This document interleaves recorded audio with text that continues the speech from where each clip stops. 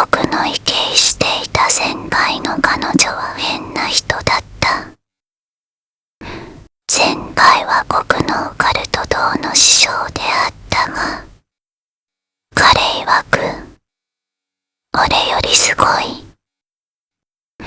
仮にアリクさんとするが、学部は確か文学部で、学科は忘れてしまった。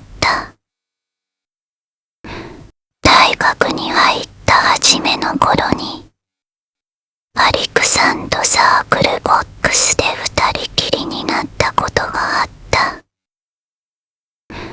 美人ではあるが表情に乏しくて、何を考えているかわからない人だったので、僕ははっきりこの人が苦手だった。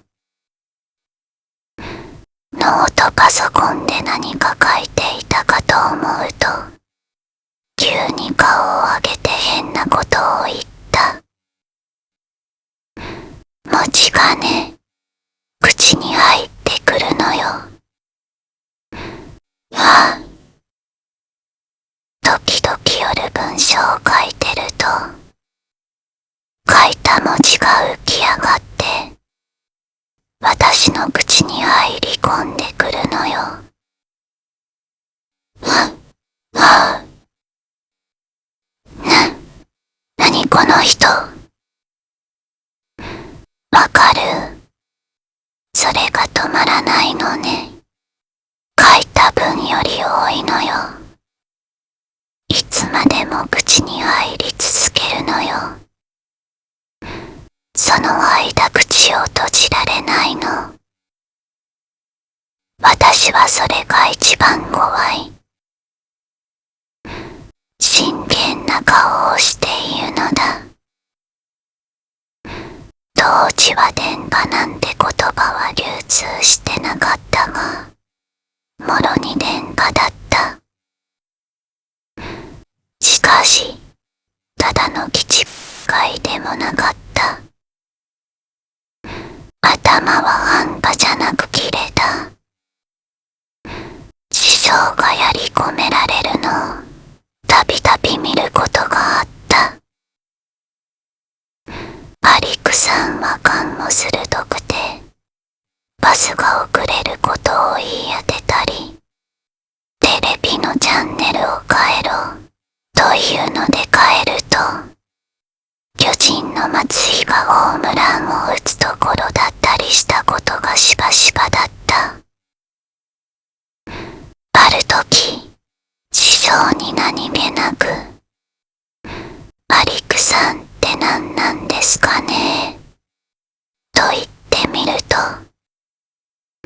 江戸川慶史って知ってるかという。もちろん知ってますよ。予知夢だか催眠状態だかでいろいろ言い当てる人でしょ。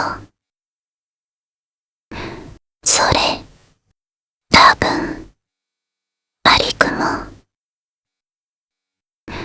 どういうことですか？あいつの寝てるところを見せてやりてえよ。怖いぞ。どう怖いのかよくわからなかったが、はぐらかされた。江戸川慶史はちょっと専門外だが、奴みたいな後天的ショックじゃなく、アリクはおそらく先天的な体質だ。予知夢見るわけですか。よくわからん。起きてるのかどうかもわからん。ただ、当たりもするし外れもする。お前が金縛り中に見るっていう疑似体験に近いのかもしれん。僕は金縛り中に起きたつもりがまたベッドの中というバリによく聞く現象にしばしば会っていたのだが、それが時に長時間、ひどい時時は丸一日生活した挙句巻き戻るということがあり、自分でも高校時代に金縛りの音を作って研究していた。師匠がそのノートをやたら気に入り、くれくれうるさいのであげてしまっていた。今思うと、パリクさんの体質を調べる資料として欲しかったのではないだろうが、前回はアリクさんを独り占めしてるわけですが、師匠はニヤッと笑って、懐からフロッピーを出して振ってみせた。それはタイミングが良すぎたので多分あったりだが、師匠が何らかの形でアリクさんファイルみたいなものを作っていたのは間違いない。そんなことよりも僕がゾッとしたのは、アリクさんが卒業するとき、洪水に気をつけろみたいなことを僕に言ったことだ。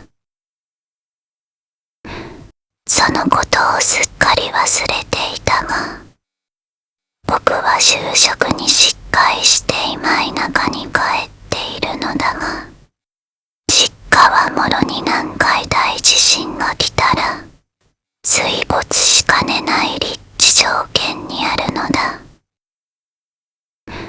次の南海地震の死者は